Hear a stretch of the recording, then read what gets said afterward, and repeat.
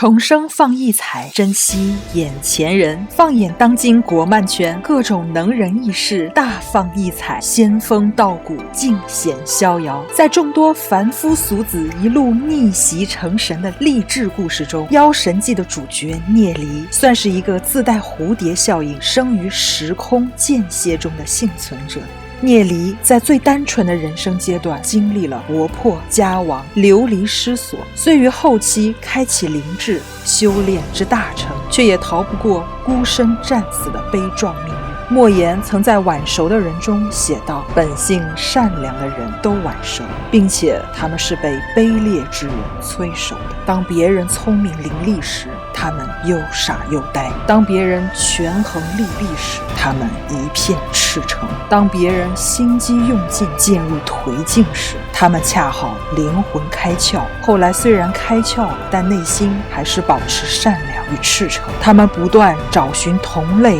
最后却变成最孤独的那一个。这段话仿佛写尽了聂离无奈而又悲寂的一生。许是这一世过得太苦，上天给了他一次从头来过的机会，于是那个历经100年沧桑与痛苦的灵魂回到了年幼的身体中。他以超越同龄人的修炼速度，开启了逆风翻盘的今生。13岁成了炼丹宗师，崛起炼丹师协会。14岁进阶白银，融合妖灵，并帮助城主府制造万魔妖灵阵，降服深渊巨魔。与其说聂离重生后走上了一条与前世不同的全新人生，不如说他是带着前世厚重的积累，重新站回了起跑线。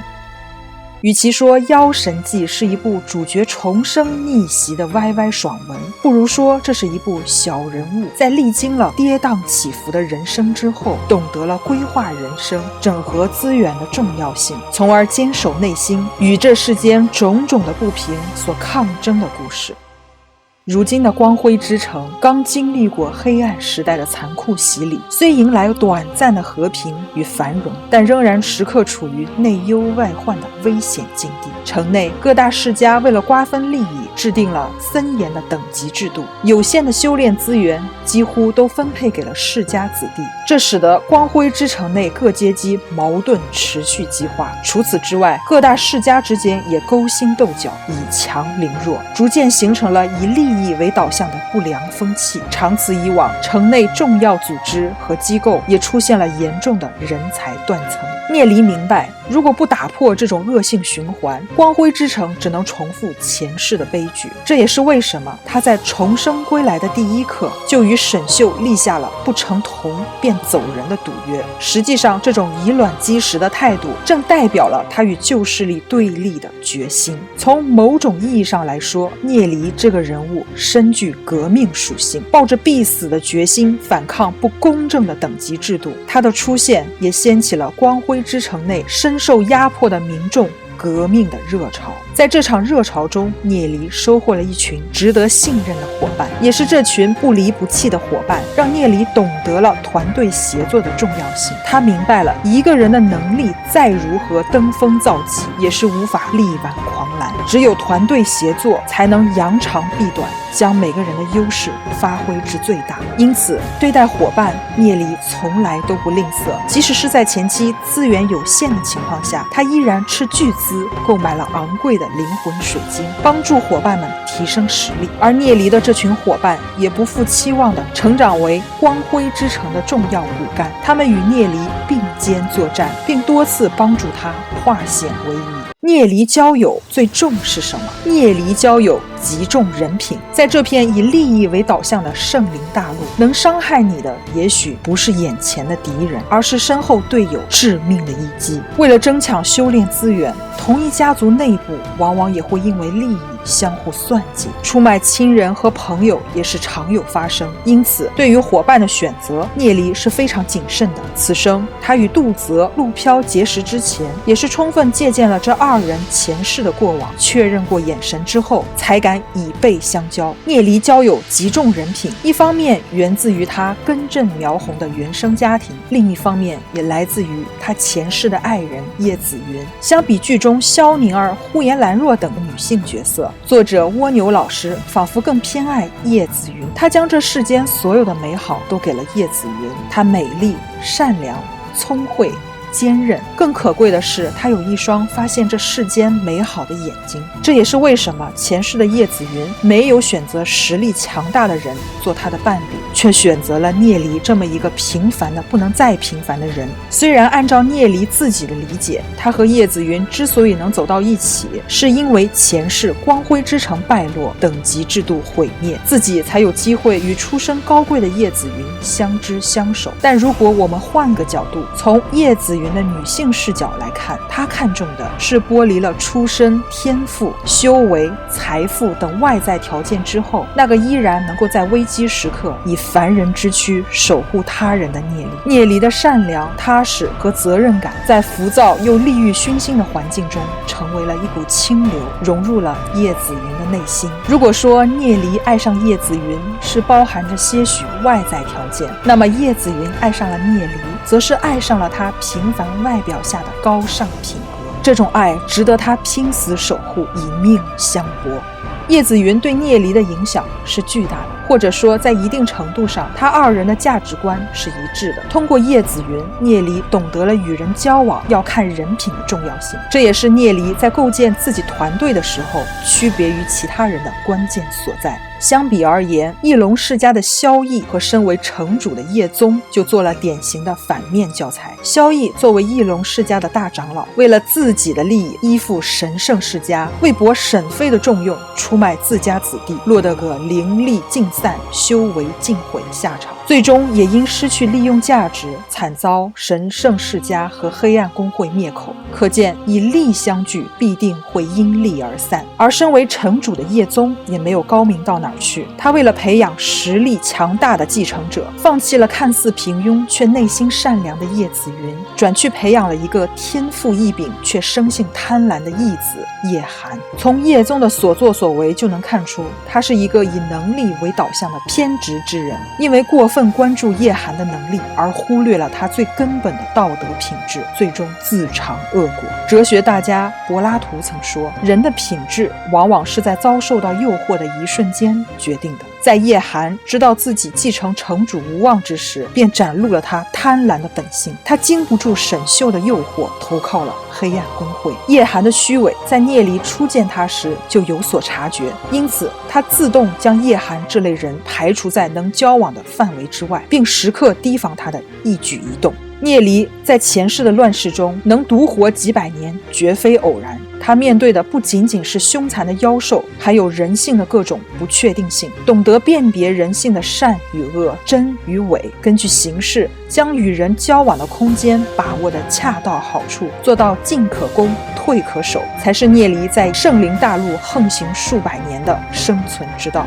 狂人聂离，刚重生就立下众多 flag 的聂离的确是个狂人。比如以微弱之力公然挑战巅峰世家，2个月内冲刺青铜，白银未到竟然赴约天才战。相比那些一开场就懂得韬光养晦的大神来说，聂离这厮也算得上是真正的狂了。但细细想来，狂人聂离的背后是对局势的理性分析和准确判断。换句话说，聂离不打无准备之仗，他知道自己什么阶段能做什么，这与他超强的时间规划能力密不可分。例如在人生初级阶段，他知道资金的重要性，于是带领伙伴们在夜晚猎杀妖兽，积累原始资金，随后又借势实现了财政自由。至于2个月内冲刺青铜级，前世积累的修炼经验告诉他，只要找对方法，搭配丹药，勤奋练习，2个月内到达青铜级并非难事。在学院考核测试之时，他有意控制力量，3次都不偏不倚地打出青铜1星的成绩，不仅赶走了沈秀，还在敌人面前隐藏了自己的实力。在答应沈妃不怀好意的天才战邀约时，他已然对自己进阶白银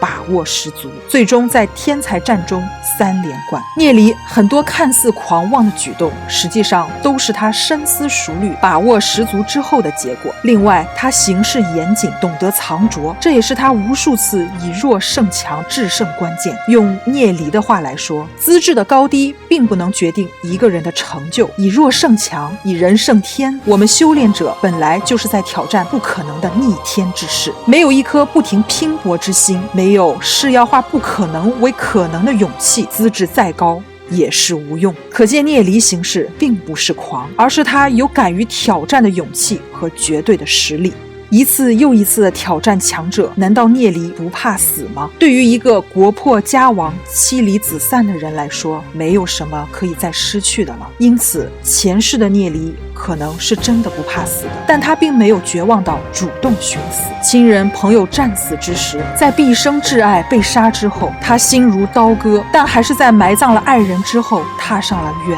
征之路。从这几点可以看出，聂离是一个心性极其坚强之人。在经历过重大挫折之后，他逐渐认识到了人的生命有着不可打破的局限性，即使修炼至传奇级，最多也只有几百年寿命，最终都逃不过天道轮回。因此，他在埋葬亲人之后，踏上的是一条想要超越传奇级，意图与天道轮回相抗争的修行之路。直到他300多岁大道所成，孤身前去挑战圣地，才结束了自己悲壮的一生。与其说聂离是死于圣地与6大神级妖兽之手，不如说他是死在了修行的大道上。此生的聂离有了更多的牵挂，亲人朋友爱人的回归，无时无刻不在提醒着他失而复得的珍贵。因此，相比前世，聂离多了几分怕死之心。懂得进退是聂离今生区别于前世的关键所在。但要说聂离今生怕死，那么他在灵力几乎枯竭之时，依然拼尽全力击杀深渊巨魔，守护光辉之城，也是抱了必死之心的。也许相比死亡，今生的他更害怕重复上一世的命运。毕竟重生不易，此生的他还有许多未完成的心愿，他还要与所爱之人尝尽这世间的情爱与美好。毕竟世态人情相比清风明月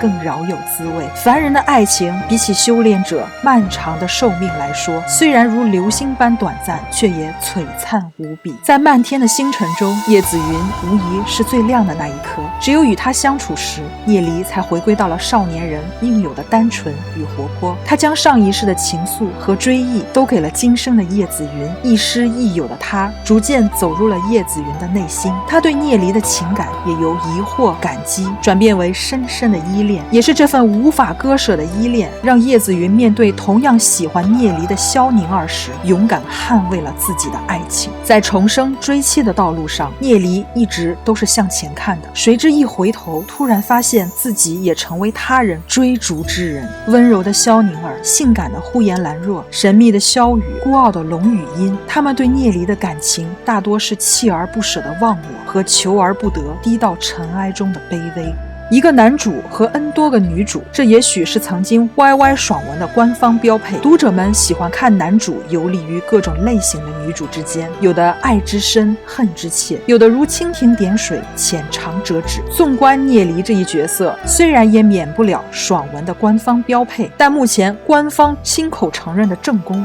也只有叶子云一人。上一世聂离穷尽一生追忆叶子云，终于在此生得偿所愿，让叶子云名正言顺地成为了自己的未婚妻。修炼之路漫长而艰辛，聂离一生遇到多少女子，又有几个能与他执子之手与子偕老？面对呼延兰若的热情追求，聂离只得拒绝；面对女扮男装的萧雨和高傲的龙语音，他更多的是对待伙伴的真情。也许他的确对萧宁儿动了情，但他还是以强大的理性约束了自己。就如他自己所说，或许人世间的事，尤其是感情的事，无法完全掌控，欠宁儿的情也只有来生再还了。从聂离的态度可以看出，他对待感情并不优柔寡断。这世间纵有弱水3000，吾只取一瓢饮。爱看 YY 爽文的人，更多时候看的不是题材和剧情，而是自己心中的欲望。喜爱看重生穿越的人，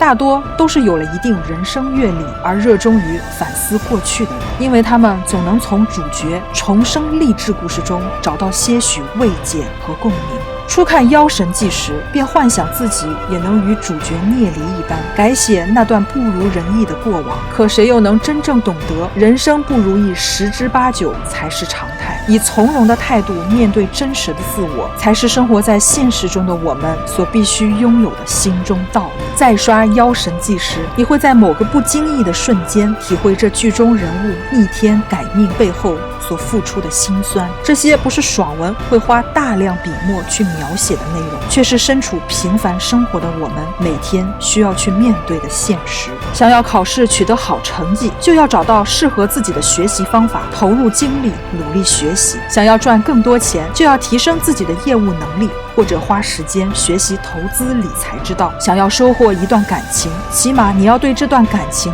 足够的真诚和珍惜。其实从我们改变固有思想开始行动的那一刻起，我们就已经开启了新的人生。在圣灵大陆，无论是平凡的舞者还是强大的妖灵师，都处于锻炼肉身和磨练心智的漫长修炼过程中。卓越的天资固然是修炼之大成的优势所在，但并非是成功的唯一因素。用聂离的话来说，世间没有残废的灵魂海，每个人都有自己独特的个性与天赋，只要找到合适的修炼功法，即便是天资并不卓越，也能爆发出强大的威力。今生的聂离有自己的道，自己的坚持，就算有一天今生大道会变得如前世一般孤寂，他仍能奋勇前行。一谈聂离，人人称之为时间管理大师。的确，对于修炼，聂离从不懈怠，苦练功法，炼制丹药，钻研铭文，炼化妖灵，锻造武器，圈养妖兽。时间管理大师的称号实至名